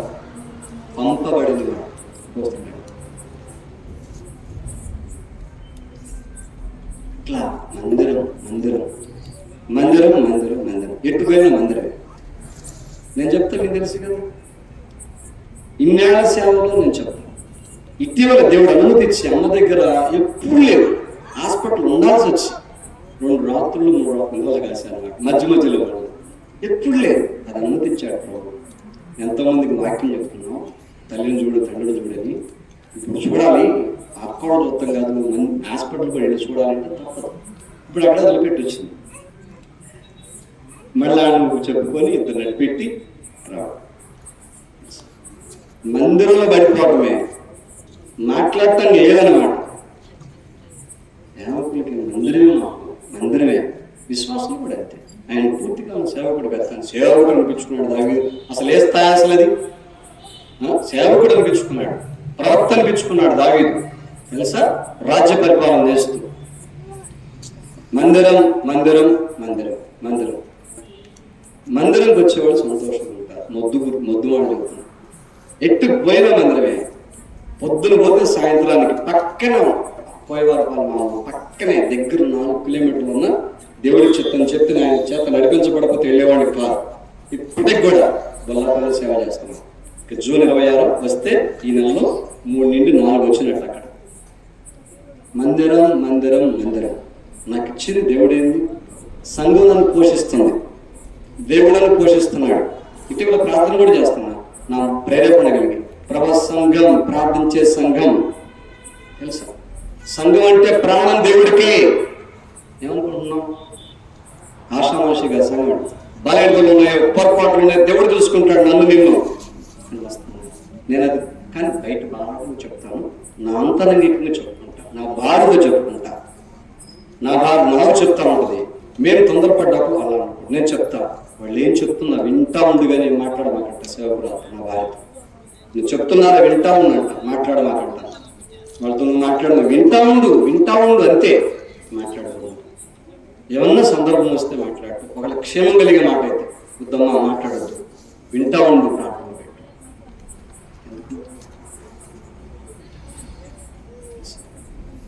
విలువిచ్చి ఉన్నాడు. తెలుసు సౌలా సంఘాన్ని ఎందుకు హింస పెడతావు అనుకుండా నన్ను ఎందుకన్నాడు. సంఘం ఎవరనుకున్నా దేవుని ప్రాణం. ఏనాటికి నువ్వుగా నేరుగా సంఘంలో ఎప్పుడైనా ఎక్కడ అంటే దాని అర్థం మందిరంలోకి వస్తే అర్థమైంది లెక్కలని. మందిరంలోకి వస్తే అర్థమవుతుంది. మందిర అనుభవం ఉండాలి. అసలు నేను చూస్తున్నాను అనమాట, అనేక మంది అసలు ఎలా తల్లాలి. మందిరాలు లేవు, మందిరాల్లో లేదు, స్టే లేదు. ఎందుకంటే ఇక అంతే. నేను అన్నవాడు రాజారావు గారు వాళ్ళే అంటే అరబంధం శరబంధం అనేవాడు బతుకున్నాడు. రాజారావు గారు అప్పుడు అన్నారు అరబంధంలో శరబంధం అంటుండేవాడు. ఏందో అర్థమయ్యేది కదా నాకు ఇప్పుడు. అరబంధంలో శరబంధం అంటే ఏంది మేడం? మందిరాలు సేవకులు ఉంటారు, సంఘస్థులు కూడా ఏ పని చేస్తున్నావు మా ఇంటి పని చేసుకో. నువ్వు ఖాళీగా ఉండకూడదు, పెట్టు బజార్లో తిరగకూడదు. లుంగిలు కట్టుకొని అడ్డ లుంగిలు కట్టుకో, ఇంట్లో కట్టుకో, పైకి ఇక్కడ పైకి బిగించుకొని తిరగ మా అటు ఇటు బజార్లో పెట్టి ఇంట్లో పని చేసుకో వద్దిగ్గా, బయట పని చేసుకో వద్దిగ్గా. నీకు ఖాళీ ఉందా, కొంచెం రెస్ట్ తీసుకున్నావు, అలసిపోయి మెడిసిన్ వేసుకుందావా, మందిరానికి రా, అడుగు సేవకుల్ని, లేదా తీసుంటే కూర్చో. మందిరం మందిరం మందిరం 80 అబ్బా ఏం పడిపోయింది. ఆ ఆయుష్ ఎందుకు ఇచ్చాడు ప్రభు? ఎవరమే రేణు భగవాన్ ఏం చేసిద్ది? వస్తున్నా టయానికి వస్తున్నారు అందరూ. నిన్న చూసా ఒక్కొక్కరి కళ ఎంతో నేను చెప్పలేదు. నాకు అటు ఇటు తప్ప 7:30 స్టార్ట్ అయిపోవాల్సింది. తర్వాత లఘుదేవుడు తేడైదు వాక్యం అయ్యి కానికి ఏం కానిచ్చేది ఎట్ట అయితే చెప్పి ఎట్ట అవుతుంది? అసలు ఏం లెక్కలు, అసలు కాకి లెక్కలు దేవుడి లెక్కలు కాదు. అర్థమవుతుందా? ఏమనుకుంటున్నాం అందరి విషయాలంటే వస్తున్నారు ఎక్కడ బాగారు ఎందుకండి రండి దేవుడు అన్నాడా?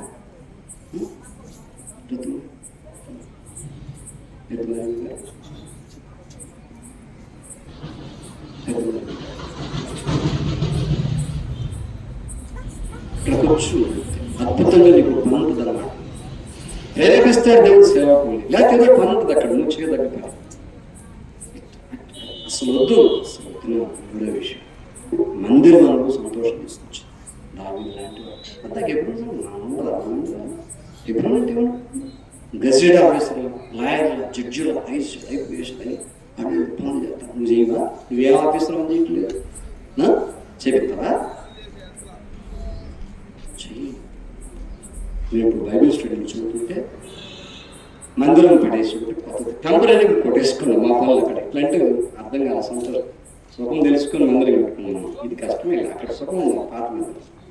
ఇప్పుడు కూడా వాడు అన్నది ఇంటి దగ్గర పనులకి ఇంటి దగ్గర పెడతాం, అది మందిరం ఆవరణమే, ఇంటి ముందు పెడతాం. వాళ్ళు ఇంటి ముందు పెట్టమంటారా? వాళ్ళకి అలవాటు అయిపోయింది పనులు. ఎందుకు అన్నానంటే ఇంకా రాక వేయాల్సి ఉండే కదా అన్న ఫోన్ వచ్చి చేస్తాను. మంచిది మంచిది సంతోషం చేస్తామన్నా మేము చేస్తాం చేయండి. ఇంటి ముందు మందిరం బైబిల్ స్టడీ అంటే అయిపోయిన తర్వాత ఏం చేయాలి? రాడు వేయాలి. తాత రాడు కిందకి బేస్మెంట్ అనిపిస్తూ వస్తాయి. నేను ఇక్కడ కూడా చూసే అనుభవాన్ని ఎప్పుడు ఉండాలి. అదే విధంగా నేను చెప్పగలను, అక్కడ చెప్తుంటాను. ఎప్పుడు కూడా నేను చెప్తుంటాను. ఎంతో చక్కటి సహకారం జరిగింది. రేవతులు కళ్ళారా చూశాను. పిల్లలు లేని వారు గర్భిణీలు అయ్యారు, పనులు జరుగుతుంది. గర్భిణీలు పిల్లలు పుట్టారు, పిల్లలు పెద్దలు అయ్యారు. అట్లాంటి టైప్ పని జరిగింది. ఇప్పుడు జరుగుతుంది తెలుస్తాం. చాలా మంచిది, దేవుడు సహాయం. మందిరం పని అంటే మందిరంకి రావడం అంటే ముఖం మార్చుకోవడం. సంతోషం నీకు అనిపించదు. రాజు అయ్యింది అంత బిజీ అని చెప్పడం.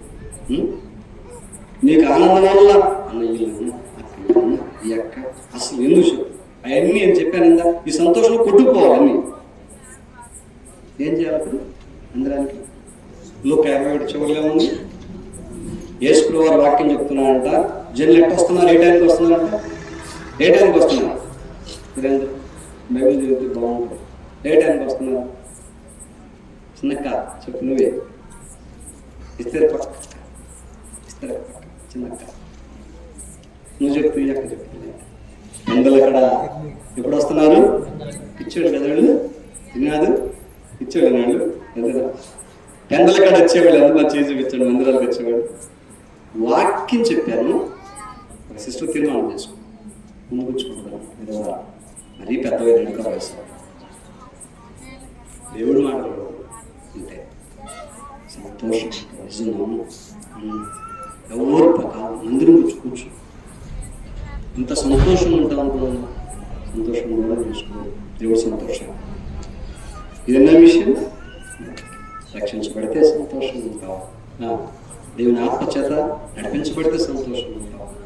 నేను చెప్తున్నా, దేవుని ఆత్మచేత నడిపించబడి ఇరుకు యాత్ర అంత విశాలమేం కాదు. అంత అసలు దేవుడు మనిషి మాట దేవుడు మాడతాడు.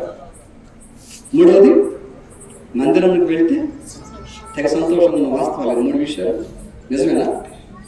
అప్పటి నుంచి ఇప్పుడు దాకా కట్టా ఉన్నావు కళకళగా. ఓకే, మంచిదైతే. అయితే నాలుగోది చూద్దాం. మత్తయి సువార్త 5వ అధ్యాయానికి వచ్చేది. మత్తయి సువార్త 5వ అధ్యాయం. ఈ రెండు చూసి మనం నేర్చుకున్నాం. మత్తయి సువార్త 5వ అధ్యాయం. మత్తయి సువార్త 5వ అధ్యాయం చదవండి. 5వ అధ్యాయంలో 13 కాకుండా మనం 11 చదువుదాం. 11, 12 చదువుదాం. చదవండి. నా నిమిత్తము జనులు మిమ్మల్ని నిందించి హింసించి మీ మీద అబద్ధముగా చెడ్డమాట వల్ల పలుకున్నప్పుడు మీరు ధనులు, తర్వాత సంతోషించి ఆనందించుడి, పరలోకమందు మీకు ఫలము ఇలాగున్న వారు మీకు పూర్వముల ప్రవక్తలు హింసించి. అందరికి సంబంధించిన విషయాలు, సేవకులకైనా విశ్వాసులకైనా అర్థమైంది, అందరికి సంబంధించిన విషయాలు. దేవుడి నిమిత్తం, జనుల నిమిత్తంగా మనుషుల కోసం కొని తెచ్చుకుంటారు. పని అర్థమవుతుందా? అవి క్షమాపణ దొరుకుతారు, వచ్చి నిందలకు బాధలు మనుషుల కోసం తెచ్చుకుంటారు. లోక స్నేహాలు ఉంటాయి, ఆ స్నేహితుల కోసం నష్టపోతుంటారు కొంతమంది. ఆ స్నేహితుల కోసం నిందలు తెచ్చుకుంటారు, అప్పులు పాలవుతారు. దేవుడు చెప్పడం చేయడు. అవి క్షమాపణ దొరుకోవాల్సిందే. కానీ ఎవరి నిమిత్తం నిందాశ్రమం? నిందొస్తే ఏమైంది? అయిపోయింది. ఎవరి కోసం నిందలు రావాలి? నిందించుకోవాలి, సంతోషంగా ఉంటారు. ఇదేనండి ఏడాది బాధపడితే సంతోషం. ఇక అంతే. ఇది నువ్వు కోసం, ఎవరి కోసం నువ్వు బాధపడ్డావంటే నువ్వు విశ్వాసాలు ఆడుతూ ఉంటావు. లేదు ఎవరో ఏదో నువ్వు కెలికి ఏదో చేశాను నేను విశ్వాసాలు ఆడుతూ ఉంటావు. దేవుని నిమిత్తం వస్తే ఎప్పుడు విశ్వాసాలు ఆడడం కష్టం. తెలియకపోతే, అనుభవం లేకపోతే కాముడు మౌనం చేతకన్నాడు అయిపోతాం. బైబిల్లో ఉందన్నమాట. శ్రమకాలమున కృంగితే ఏమైంది? చేతకన్నాడు. అట్లా అనిపించుకొని దేవుడికి బాధ పెట్టే విషయం ఉండకూడదు.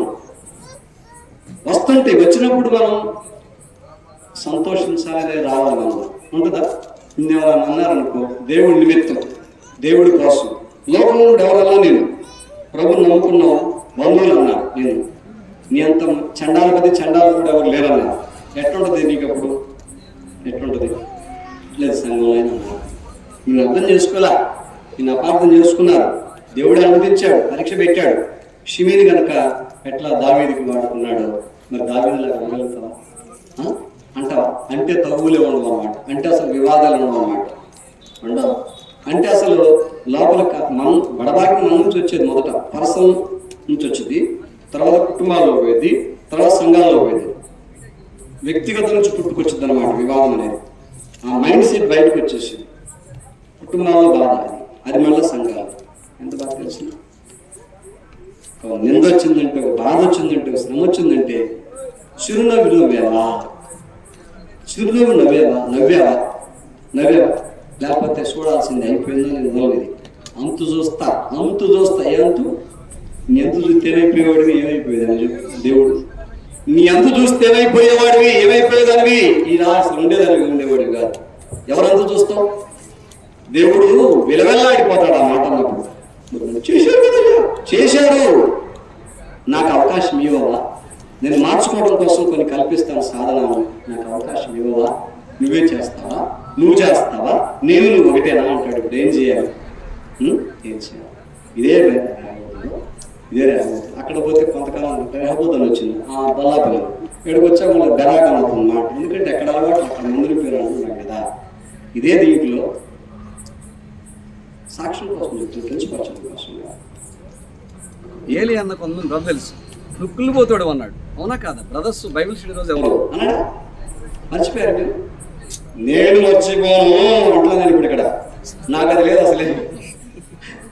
నేను చెప్తున్నా సాక్ష్యం కోసం. నువ్వు కుళ్ళిపోతాడు అన్నాడు. వచ్చిన వాళ్ళు తెలుసు బైబిల్ స్టడీగా అన్నాడు. దేవుడు మాట్లాడమంటారు దాన్ని. అప్పుడు ఏం చేశాను చెప్పండి? ఏం చేశాను? ఏయ్ అన్నానా? కొడయా అన్నానా? అనలేదు. ఏం చేశాను? దేవుని విలువైన బిడ్డ నన్నంటే విలువ పోయిద్దా? ఏదో చేస్తాడు, ఏదో ఆయన చూసుకుంటాడు, ఆయన దారిలో పెట్టుకుంటాడు. మనం చూస్తాడు, తిక్క తీస్తాడు. అనకూడదు నేను అసలు. అనొచ్చా? నిలబడింది అందుకని నేను ఇక్కడ. అది కాదు, నేను అదే చేశాను. ఇది ఎంతమంది తెలుసు? వచ్చిన వాళ్ళు తెలుసు. ఇట్లా అన్నా అప్పుడు సేవకులు మీకు తెలుసు ఎట్లా ఉంటుంది అనేది. అది కాదు అనుకోలేదా? చెప్తున్నాను, అది కాదు పిల్లలు పాపం. దగ్గరికి వెళ్ళి భుజమే చేసి వెళ్ళాను అని ఇట్లా మాట్లాడేది. మరి ఇప్పుడు ఎక్కడ కూర్చున్నాడు ఉన్నాడా ఇక్కడే? అంటే మనం చేసి చెప్తున్నాం సాక్ష్యం. మరి నేనేం చేయాలా అనేసి మళ్ళీ ఏమైనా చేయాలా? చెబుతారా? నువ్వు కూడా నువ్వురా మీ ముగ్గురు చెబుతారా? మీ ఇద్దరు పక్క వచ్చి చెప్తారు. ఇద్దరికి ముగ్గురు పక్క చెప్పి ఎందుకన్నానంటే నా విషయం చెప్తున్నాను. మనం సంతోషం, మనకు వచ్చిన నింద నాటకం పలుగు తిక్కలుగా పొంతం లేకపోతే ఏముండదు. అక్కడ సున్నా ఉంటుంది మన దగ్గర, ఏముండదు. నీకు నాకు అంటే నువ్వుదే నేను అంతే. శ్రమ వచ్చిందా? నేను ఉన్నాను. విన్నావా? మేము రాంగ్ మాట్లాడితే ప్రభు ఊరుకుంటాడా? నువ్వు ఊరుకున్నందు నన్ను ఊరుకోడు. ఒక్క ఫ్యామిలీలో వాళ్ళే మరియను నిలువునా లేచిందనమాట. ఎవరో ఆమె పిలిచినామే, యేసుప్రభుని గెస్ట్గా పిలిచింది, చీఫ్ గెస్ట్గా. అరే యేసైనా లేచింది, ఆమెను కూడా లేచింది, సొంత తోబుట్టులు. ఇప్పుడు మరీ ఒక్క మాట నందా, నీకు చింత లేదు, ఇవి మన దగ్గర రాలా, చెప్పు, అంత చెప్పు, నాతో రమ్మని చెప్పు. అసలు ఏమనుకుంటున్నావే? ఈయన మీద కోప్పడింది, తన సోదరు మీద కూడా కోప్పడింది మరి మార్త మీద. మరి అన్నప్పుడు నా పక్క మాట అన్నదా చెప్పండి. ఏమి సేవ అయింది అంటే నేను దరిద్రపు గొడ్డుతనం అయింది, ఏం విశ్వాసం అయింది నేను. అట్లా అట్లా అట్లా అట్లా వెళ్ళిపోతున్నాను. ఫస్ట్ నుంచి అట్లా అట్లా అట్లా అట్లా అవార్డు చేస్తున్నాడు. ఉంటాయి కొన్ని అనుభవాలు పెరిగే కొద్దీ అనుభవం వేరు, ఆవేశం వేరు. ఆవేశం ఆలోచన లేకుండా చేసింది. అనుభవం అనేది ఒక ఆత్మను స్థిరపరిచింది. నేను స్థిరంగా ఉంటాను, నువ్వు కూడా స్థిరంగా ఉంటావు. నువ్వు కూడా నేనే కాదు, మీరు ఎన్నో ఉంటారు. గతంలో గొర్రెని కంటుందా, లేకపోతే కాపరి గొర్రెని కంటాడా? గొర్రెని కంటాడు, కాపరి కంటాడా? కానీ కాపరి కూడా గొర్రె కనుక గొర్రె కనాలి. అతను కూడా నేను చేసే పని నేను చేయాలి. కాపరి గొర్రె కనాలి. కానీ నీకు కూడా నీకు ముందు వస్తుంది, నీకు మాట వచ్చింది, నీకు కూడా వచ్చింది. ఇప్పుడు ఏం చేయాలి?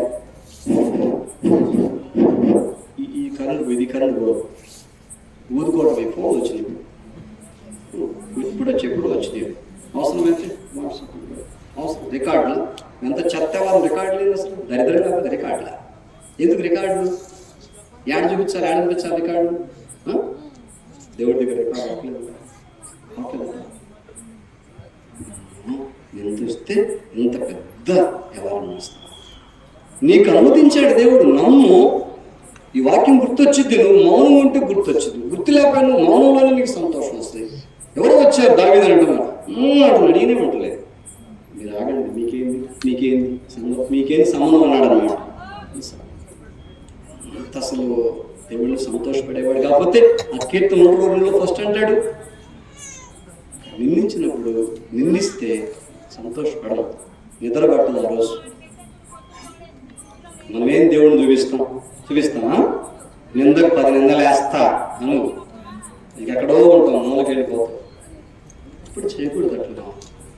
ఎలాగొచ్చాక వచ్చాక ఎన్నో చూస్తున్నాం, ఎన్నో ఏంటి ఇప్పుడు ఎక్కువ అవి పోయే కొద్ది రాను నోరు కట్టేస్తున్నాడు దేవుడు. నన్ను తెలుసా, నువ్వు అట్లా ఉండు పరిచయం చేస్తావు, ఎన్నో వచ్చే కొద్ది దేవుడి కారు వెళ్ళిపోతామని అనమాట. ఒక పెద్ద బండేసి వేసేసరికి ఎట్టుంది బ్యాటరీ. మీరు చాలా మంచోళ్ళు అయ్యారే. సరే, మంచోళ్ళు ఎట్టయ్యారు నాకు అర్థం కాలేదు, కానీ మొత్తానికి సరే వినండి. అయితే మంచోళ్ళు వినండి దయచేసి. పెద్ద బండ్లేసి, పెద్ద బండి, మామూలు బండి కాదు. మీరు తెలిస్తే అదిరిపోతారు. వాము జ్ఞానం ఎక్కడ ఉన్నారా అంటారు. మీరు ఇక్కడ కూర్చున్న వాళ్ళంతా అంటారు, నాకు తెలిసి. నేనేమన్నా, నేనేం మాట్లాడలే, ఏం ప్రశ్నలు లేదు, ఏం ఫోన్లు చేయలే. వాళ్ళ కోసం ఏం చేయొచ్చు మనము? ప్రార్థన. ఎందుకు ఫోన్ పిచ్చిగా ఆడుకొని టైం వేస్ట్ చేసుకోవడం?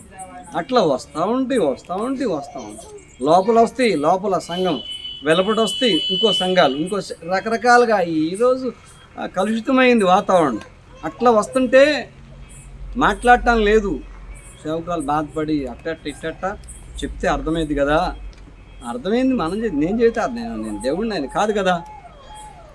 ఏం కాదు నెహమ్యా గారు ఫోన్ చేశారు, జాన్ విక్టర్ స్పెషల్ మీటింగ్స్కి తిరుపతి వెళ్ళాలి, ఒక్క 3 రోజులు నీకు అన్నీ బుక్ చేస్తారు, చెప్పాను, మా ఫోన్ నెంబర్ ఇచ్చాను, చేస్తారు, ఇది అన్నారు. అలాగే అట్ట అంకుల్ అంతే అలా అయిపోయాక ఏందని మళ్ళీ ఆలోచించుకుంటే దేవుడు మాట్లాడుతున్నాడు, పూనుకో అంటున్నాడు. 3 రోజుల మీటింగ్లు, 1 రోజు బాప్తిజాలు ఉంటాయి, పూనుకో అన్నాడు దేవుడు. దేవుడు చెప్తున్నాడు, వెళ్తావా, వెళ్ళవంటలా, వెళ్ళాలి అంటున్నాడు. అంటే ఏంటి? మన పని ఏంటి, దేవుడి పని ఏంటి? మన పని దేవుడి పని వేరుగా ఉంటే మనకి ఏమైనా ఉంటుందా? ఏముండదు. నిందలు వచ్చినాయి, బాధలు వచ్చినాయి, ఇబ్బందులు వచ్చినాయి, దాని అర్థం తెలుసా మీకు? ఇంతకీ దేవుడు ఆయన కార్యాలు మన నుంచి, ఆ నలుగురి నుంచి అద్భుతమైనటువంటి సేవా పరిచర్య, నీ నుంచి నా నుంచి అనేకమైన మంచి మంచి సంగతులు సంఘానికి, లోకానికి పంపించడానికి మనల్ని పెడతాడు.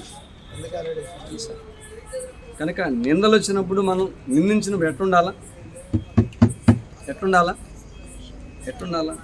నువ్వు చెప్పు. సియోన్ కుమార్ కూతురా చెప్పు, ఎన్నో కూతురు చెప్పు, ఎట్లుండాలి? సంతోషం. నిజమేనా? ఉంటారా మరి ఇక్కడ నుంచి? ఉందామా? బ్రదర్సు సిస్టర్స్ ఉంటారా? ఒక శ్రమ వచ్చింది, కాంతి నీ మీద పడింది, దేవుని నిమిత్తం, వేరే వాటి మీద పోస్కోలు విషయాలు ఆటి కాదు, అవి నువ్వు సరి చేసుకోవాల్సింది అంటారు, గట్టిగా మాట్లాడతా. అది కాదు, దేవుని నిమిత్తం వచ్చింది. చిరునవ్వు నవ్వుతావా? అన్నోళ్ళతో మాట్లాడతావా? అన్నోళ్ళ దగ్గరికి వెళ్తావా? అన్నోళ్ళని పలకరిస్తావా? జాగ్రత్త. కొత్త విషయాలతో నువ్వు ఇంకా సిద్ధపడతావు. నీలో కొత్త అనుభవాలు చూసి భయపడతారు ఎదుటి వాళ్ళు చూసి. నీ పక్కనే తిరిగేవాళ్లే. నువ్వు మౌనంగా ఉన్నప్పుడు నిన్ను చూస్తే దేవుడే, నీలో ఉన్న దేవుడే వాళ్ళని చూసి వాళ్ళకి చూపిస్తామన్నమాట. కనుక 4వ విషయము, మనం శ్రమలలో ఏం చేయాలి? నిందల్లో దేవుని ద్వారా ఏం పొందుతాం? శ్రమలు కలుగుట వలన మనకేం కలిగిద్ది? శ్రమ వచ్చిందని, నింద వచ్చిందని మూతి ముడుచుకోకూడదు. ఇది 4వ విషయం. చివరి విషయం చూసి మనము దేవుడి నుంచి వచ్చే సంతోషాలు ఇవన్నీ మనకు అవసరం. మనకు నింద అవసరం. ప్రభువా నేను ప్రార్థన చేసుకుంటే మీకు తెలిసే లేదో, ఈ కాలానికి, ప్రస్తుత కాలానికి నేను కోరుకుంటాను అన్నమాట. ఏది వాక్యం చెప్పాను, ప్రభువా నాకు శ్రమ అనుమతించి అంటాను. మీకు తెలిసే లేదు. ఇప్పుడు నేను 2 సంవత్సరాలు సుమారు ఆ ప్రార్థన చేసుకుంటున్నా. ఆ శ్రమ వచ్చినా నిలబడాలి, నిలబడాలి. శ్రమ అనుమతించు అంటే ఏంది? అనుమతించడం అంటే తీసే అని జనం కోసం చేస్తుంటాం. నేనేందంటే అనుమతించని ప్రార్థన చేస్తున్నాను. ఎందుకు? ఏదొచ్చినా కానీ దేవుని సంతోషం మనకిస్తాడు తప్పకుండా.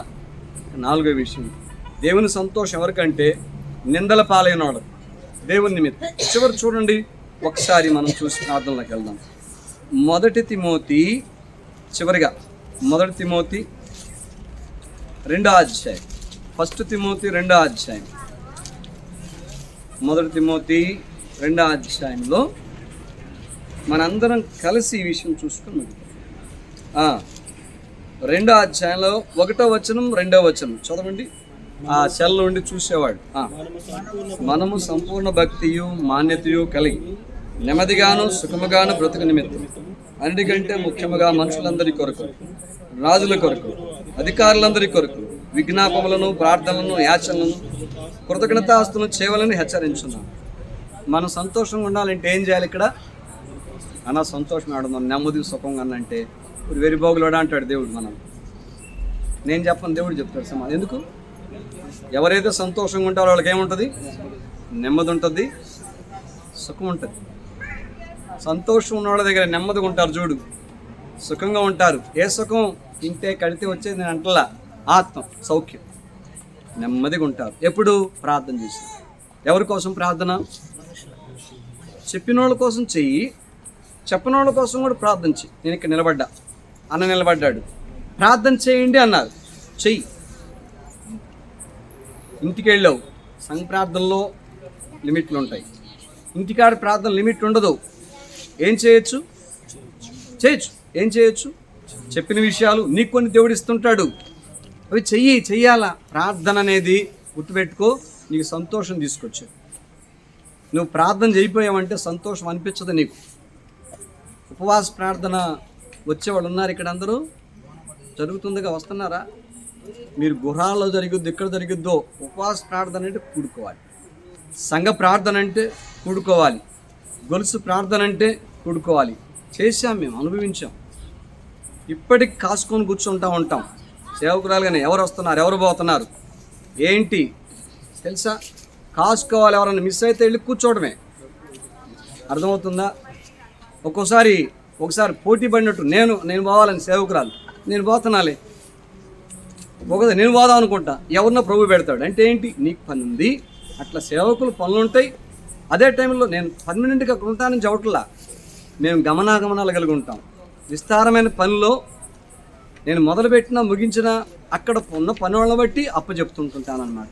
మధ్యలో గమనాగమనాలు ఉంటాయి అన్నమాట. ఎవరు వస్తున్నారు, ఏంటి విషయాలు అంటే దీనివల్ల ఏంటి? అందరూ సంతోషంగా ఉంటారు. ప్రార్థన లేక మరి మీరు వచ్చేవాళ్ళంతా ఉంటున్నారు, పుతపుతలాడుతున్నారు. ప్రార్థనలు అంటే సంతోషాలు ఉండేవాళ్ళు. ప్రార్థన అంటే తలకిక్కుమ. ప్రార్థన అంటే కొన్ని పడేసి కొన్ని పనులు మానుకొని ప్రార్థనకు వచ్చాయి. నష్టమే ఉండదు. ఆమెననే వాళ్ళతో ఆమెనను ప్రార్థన చేసినట్టే. లేదా నీకు ప్రార్థన అవకాశం వచ్చింది, ఒక అరగంట గంట, లేదా ఇంకో వ్యక్తి వస్తున్నాడు అనుకో, ఒక 10 నిమిషాలు లేట్ అయింది, గొనిగావంటే మాత్రం సంతోషం రాదు. గంట చేసినా కానీ ప్రశాంతంగా ఉంటుంది నీకు. అసలు 40 రోజులు ప్రార్థన చేసి వచ్చాడు ఒక ఆయన. ఎవరైనా పిచ్చోడు కదా, మోషే పిచ్చోడేనా? ప్రార్థన పిచ్చోడు. ప్రార్థన నిన్ను నూతనమైన వ్యక్తిగా చేసి తెలుసు. అసలు నిజం నమ్మండి. ప్రార్థన లేకపోతే ముందునే అనుభవించలేము. ముందున్న సంతోషంలో కూడా దిగజారిపోతుండు. ప్రార్థన లేని వాళ్ళు ఎంతమంది నష్టపోయారు. ప్రార్థన ఇప్పుడు నేను నిలబడ్డాను ఇక్కడ. ప్రార్థన లేకుండా పరిచర్య కట్టబడదు. ప్రభు కాళ్ళు పట్టుకోకుండా ఏది చేయకూడదు. తలాంత ఉందనో లేకపోతే ఫలాందేదో ఇక్కడ అక్కడ ఉందనో ఇక చెప్తా పోవటం. ప్రార్థన వలన నాకు ఆనందం ఉంటుంది. సంఘానికి వెళ్ళే, లోకానికి వెళ్ళే స్వరం కూడా వెళ్ళిపోతూ ఉంటుంది. అందరికీ సంతోషం ఉంటుంది అన్నమాట ప్రార్థన వలన. కొంతమంది వ్యతిరేకులు ఉంటారు, లోకస్తులు, మనం చెప్పలేము, కొన్ని పరిచయాలు అడ్డగిస్తారు, అది వేరే విషయం. కనుక ప్రార్థన జీవితం మనకేం తీసుకొచ్చింది? అది దేవుని సంతోషం అంటారు. యవనస్తులు కూడా చేయొచ్చు ప్రార్థన. మాకు బుక్స్ ఉన్నాయి, మాకు చదువు ఉంది, ఎగ్జామ్స్ ఉన్నాయి అనే ఊరుకోమాకండి. ఉండయి కదా, మరి మీకోసం ఎవరు ప్రార్థన చేస్తారు? నీ పొట్టు వాళ్ళు ఇంకెంతమంది ఉన్నారు? ప్రార్థన ఉండాలి మెయిన్. ప్రార్థన లేకపోతే తికటమకట అయిపోతాం. ఏది చేయాలో నాకు తెలియదు, నీకు తెలియదు. ఏది అనాలో అదే అప్పుడు అనాలంటే మనం అనుకున్నప్పుడు అంట. నువ్వేనంటే నేను ప్రార్థన లేకపోతే నష్టపోతాం. అందుకే ఎంత విషయాలైనా అర్ధరాత్రి లేచి ప్రార్థన చేయాలి. ఎప్పుడు పడితే అప్పుడు పడుకుంటుంటే గుర్తొస్తుంటాయి కొన్ని. దేవుడు జ్ఞాపకం ఎందుకు చేస్తున్నట్టు ప్రార్థన చేయమని. ఒక్కోసారి ఫోన్లు వస్తూ ఉంటాయి. ఎందుకు వస్తున్నాయి? ఆ టయాన నువ్వు ప్రార్థన చేయాలని. అర్థమవుతుందా? ప్రార్థన ప్రార్థన ప్రార్థన క్షేమం కోరికది. మనకి ఎన్నో విషయాల కోసం ప్రార్థన చేయొచ్చు. ఇప్పుడు అందరితో సమాధానంగా ఉంటాం, సంతోషంగా ఉండదు. అప్పుడు సమాధానంగా ఉంటాం. ఎవరెవరో కార్యాలయం నుంచి చెప్తుంటారు, సంతోషంగా ఉండదు. నీ పని జరగల ప్రార్థన చేసినా, ప్రార్థన బట్టి నిలబడ్డావు కనుక ఏం కాదంటావు, మళ్ళీ ప్రార్థన చేస్తావు. ఇజ్కియాలాగా ప్రార్థన చేస్తుంటే మొదటి ప్రార్థనకు తను స్థిరంగా నిలబడటానికి తెలుసా మీకు? ఉత్తరం మీద ఉత్తరం వచ్చింది. అమ్మో ఏంటి ప్రభు ప్రార్థన చేసి తిట్టయిందయ్యా అనలేదు. ఏం చేశాడు? మళ్ళా ఉత్తరం తీసుకెళ్ళి దేవుడి దగ్గరికి వెళ్ళి మందిరంలో పరిచాడు. ప్రార్థన తను బలపరిచింది, నిలబెట్టింది. మళ్ళా ప్రార్థన చేయడానికి ఆ ప్రార్థన, మొదటి ప్రార్థన అవసరమైంది. అద్భుతంగా రాజు యుద్ధం చేయగలడు, నడిపించగలడు సైన్యాన్ని. ఒక కత్తి బట్టల ఒక సైనికుడు పని కాదు అది. 185,000 మంది ఒక్క దూతను పంపించి దేవుడు మొత్తానికి ఎంత ప్రార్థనాపరుడు తెలుసా? యెషయా ఓకే కాదంటలా, ఎంత ప్రార్థనాపరుడు. ప్రార్థన నీవు బట్టి కుటుంబం, నీకు, సంఘానికి నేను అంటుంటాను మంచిది. సేవకుల కోసం ప్రార్థన చేసేవాళ్ళు ఉంటారు, చాలా మంచిది. మీకు తెలుసో లేదు? తెలుసా అసలు మీకు? సేవకుల కోసం ప్రార్థన చక్కగా వాళ్ళు నడిపించబడుతుంటారు. మేము చేసుకోవాలి కాదంటలేదు. వాళ్ళ ఫ్యామిలీ కోసం మంచిగా సేవ అందిస్తారన్నమాట. తెలుసా మీకు? అసలు ప్రార్థన చేసేవాళ్ళు అంత బాగుంటుందో సంఘాలు కూర్చొని అట్లానే. మనకి 5వ విషయము, కూర్చొని వచ్చి ఏం కాదు, టైం ఉంటే అన్ని పద్దాక పనులే ఉంటాయా? ఇంట్లో కూర్చోలేకపోతే నీకు ఇల్లు కూడా ఇచ్చాడు దేవుడు, కుడికలప్పుడు ఇంట్లో ఉన్నప్పుడు. 5 విషయాలు నేను సంతోషపెట్టకపోతే చూసుకో. సంతోషపెట్టడం చూసుకునేది లేదని అనుభవించటాలు సంతోషం. చివరగా ముగించబోయే ముందు దేవుని ద్వారా కలిగే సంతోషం ఎవరికి చెప్పండి? ఎవరికి పెద్దగా చెప్పండి? మొదట రక్షణ పొందిన వారికి. రెండోది ఆయన దేవుని ఆత్మ చేత అంటే దేవుడి చేత నడిపించబడే వారికి సంతోషం. రెండోది. మూడోది మందిరంలోకి వెళ్ళే వాళ్ళకు. ఇంట్లో బాధ వచ్చిందనో, సంఘంలో బాధ వచ్చిందనో, నీకేదో మనసు బాగలేదనో, అప్పుడు ఏదో బయట వాళ్ళ మందిరం దేనికైనా పరిష్కారం. అక్కడ మందిరంలో సమృద్ధికరమైన తృప్తి ఉంది. అది ఒక తిక్కలాలోచన చేయకూడదు. కనుక మందిరంకి వెళ్ళటం వలన దేవుని సంతోషం. నాలుగోది నిందలు అనుభవించడం వలన సంతోషం. మనం అనుకుంటాం నిందపోతే సంతోషం అనుకుంటాం. ఇది కాదు అసలు. నింద అనుభవించడం వలన పరలోకపు సంతోషం, దైవ సంతోషం మనకు కలిగిద్ది. చివర ప్రార్థన వలన. ఈ 4 లాస్ట్ లేదు, ప్రార్థన లేదనుకో, ఉన్నాయి మొత్తం మళ్ళీ వెనక్కి వెళ్ళిపోయి మళ్ళీ లోకంలో కలిసి అలవాట్లు ఉంటాయి, అవకాశాలు అట్టొద్దు. కనుక చివరిగా ఎందుకు ఆపండి అయ్యా, ఉన్నవసరం ఎక్కువ వచ్చింది, వద్దులయ్యా, ఇటు రండి, ఇక రాలేరా అయ్యా, ఇక రండి, మీరు శోధించబడుతున్నారు, రండి, ఇటు రండి, ముగించబడుతుంటే దీని మీద ధ్యాస పెట్టండి. కనుక చివర ప్రార్థన లేకపోతే సంతోషం ఉండదు. కనుక చివరగా ప్రార్థన చేయటం. ఎవరు సంతోషం వచ్చింది? ఎవరు సంతోషం? దిగాలనుకుంటాం, ఇన్ని మొక్కలు వేసుకుని లేకపోతే అంటామా ఏమన్నా? ఏముండదు, చిరునవ్వు నవ్వుతుంటారు, చాలా సంతోషంగా. ఈ 5 అనుభవాలు దేవుడిచ్చే సంతోషాన్ని బట్టి ఈ అనుభవాలు ఉండాలని ప్రభు యొక్క చిత్తం. ప్రార్థన చేస్తాం.